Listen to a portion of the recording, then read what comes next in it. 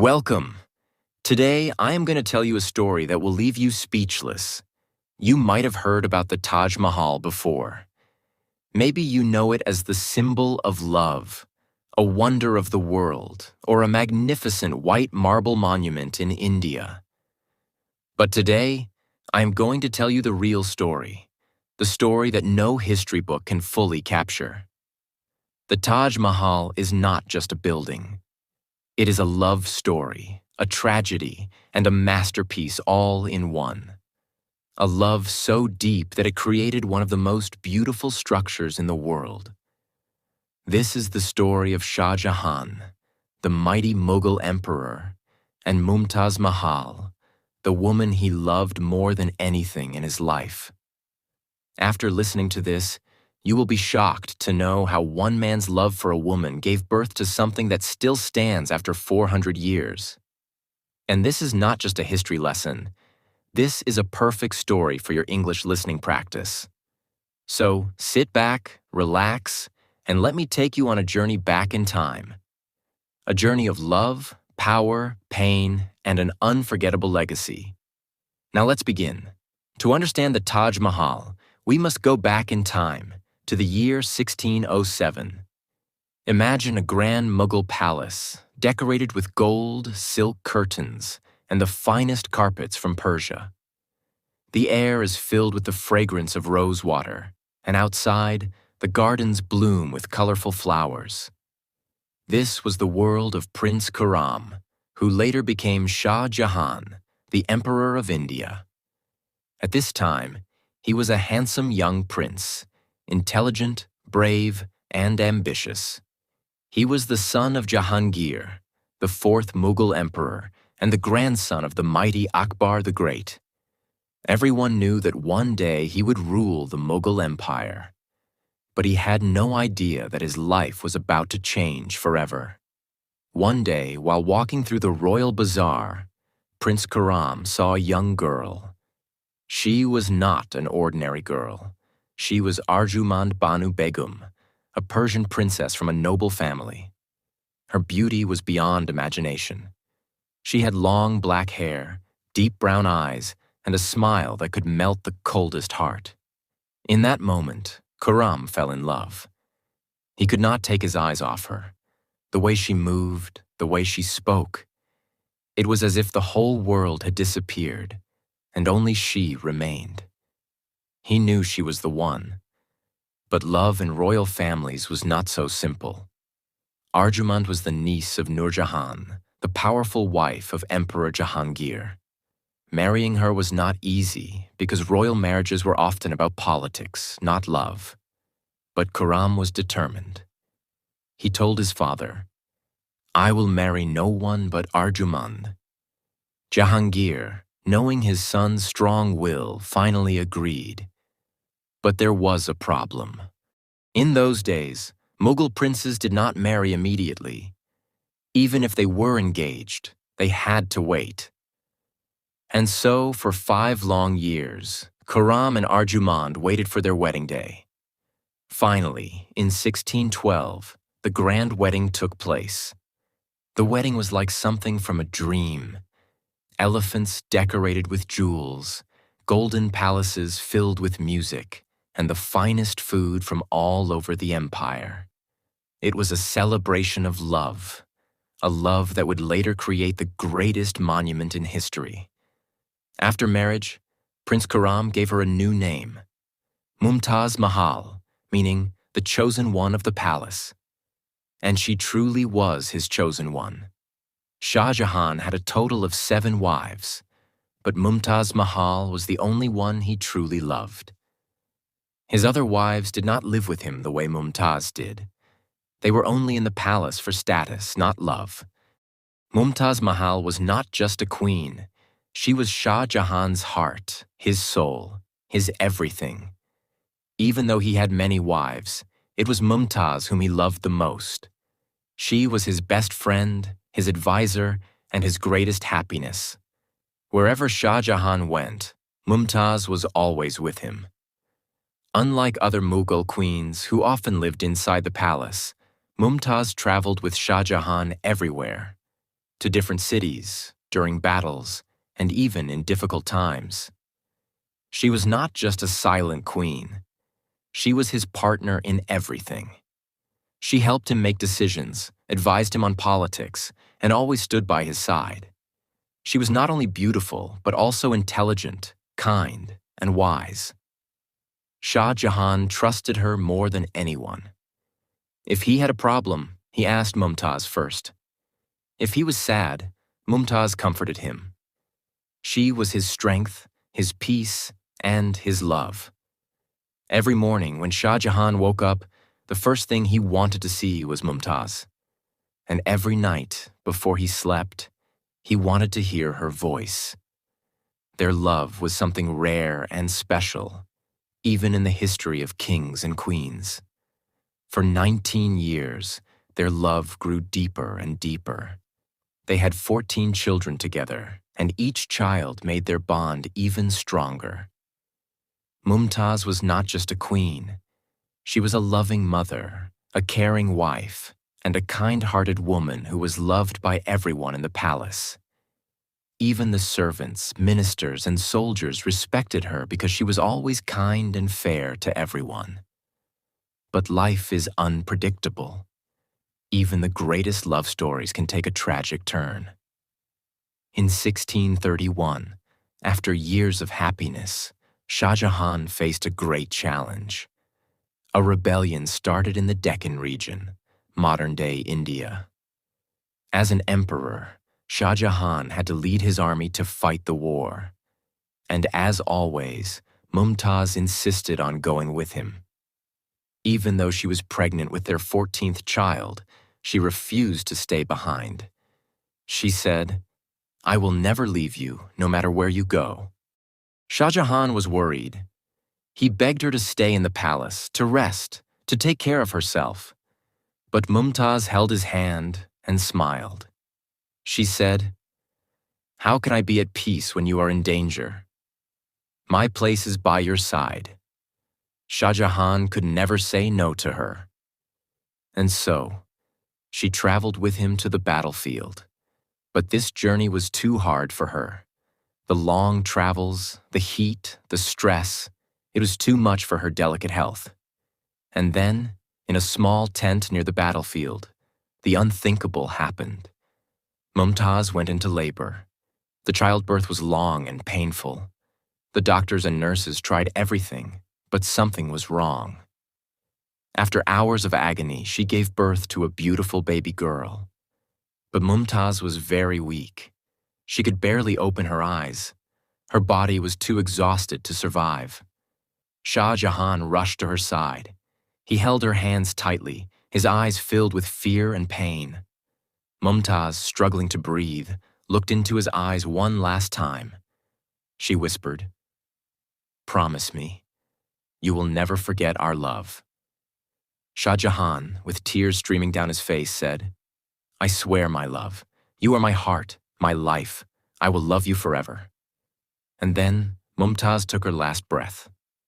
She was gone. The woman who was his world, his happiness, his love, was gone. Shah Jahan broke down. He refused to believe it. He held her in his arms, crying like a child. The mighty emperor, the ruler of a great empire, was now just a man who had lost the love of his life. The entire palace fell silent. Ministers, soldiers, servants, everyone wept. The news spread across the empire. People could not believe it. Mumtaz Mahal was gone. The love of Shah Jahan's life, the woman he cherished more than anything in the world, had left him forever. The once powerful emperor was now a broken man. He did not care about the empire, the palace, or even his own life anymore. After Mumtaz died, Shah Jahan locked himself in his room for 8 days. For those 8 days, he did not eat, he did not drink, and he did not speak to anyone. His ministers, his sons, his daughters, everyone tried to comfort him, but he refused to see anyone. He just sat there in the darkness, holding Mumtaz's last piece of clothing, whispering her name. On the 9th day, his ministers begged him to come out. The empire needed him. His people needed him. But Shah Jahan no longer cared about ruling. When he finally stepped out, people gasped. The strong, handsome emperor they knew was gone. His black hair had turned completely white. His eyes were swollen and red from crying. His face looked pale and lifeless. The man who once ruled with power now looked like a living ghost. And then he made a decision that shocked the empire. He said, "I will build a monument that will make the whole world remember Mumtaz Mahal. She will live forever through this monument." This was the beginning of the Taj Mahal. Before Mumtaz died, she'd made one last request to Shah Jahan. She whispered, "Bury me in a place so beautiful that people will come from every corner of the world just to see it." Shah Jahan swore that he would fulfill her wish. At first, her body was buried in a garden in Burhanpur, where she had died. But this was not the final resting place she deserved. Shah Jahan began searching for the perfect location. He wanted a place that was peaceful, grand, and worthy of their love. And then he found it, Agra, near the Yamuna River. A place where the river's reflection would shine on her tomb forever. And so, he moved Mumtaz's body from Burhanpur to Agra, where the greatest monument of love would be built for her. Now, Shah Jahan had only one purpose in life: to build the most beautiful monument in the world for Mumtaz Mahal. But this would not be just any tomb.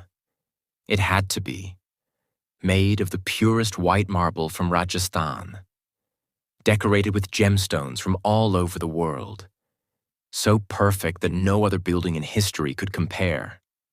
Shah Jahan called the best architects, engineers, and artists from across India, Persia, Turkey, and Central Asia. Shah Jahan had promised to build the greatest monument of love, and he did, no matter how much it cost. The Taj Mahal was built using materials from all over the world. White marble from Makrana, Rajasthan, India, jade and crystal from China, turquoise from Tibet, lapis lazuli from Afghanistan, sapphire from Sri Lanka, carnelian from Arabia, diamonds from Golconda, India, gold, silver, and pearls from all over Asia and Europe. It is estimated that the total cost of building the Taj Mahal was 32 million rupees at that time. In today's money, that would be more than $1 billion. USD. It was the most expensive structure built in that era. Over 20,000 workers worked day and night for 22 years to complete it. But the most mysterious question is, why is it called Taj Mahal? The name Taj Mahal has been a mystery for many. Some historians believe it comes from Mumtaz Mahal, the name of Shah Jahan's beloved wife. Taj means crown in Persian. Mahal means palace in Arabic. So Taj Mahal means the crown palace, a fitting name for the monument of the queen who ruled Shah Jahan's heart. But others believe it comes from an ancient Hindu temple that existed at the site before. Regardless of its origin, one thing is certain: the Taj Mahal is the ultimate symbol of love. But while this magnificent structure was being built, something terrible was happening in the royal family. One of the most shocking and controversial claims in history is that Shah Jahan had an unnatural obsession with his own daughter, Jahanara Begum. Jahanara was Shah Jahan's favorite daughter, born to Mumtaz Mahal. After Mumtaz's death, Jahanara took on the role of First Lady of the Mughal Empire.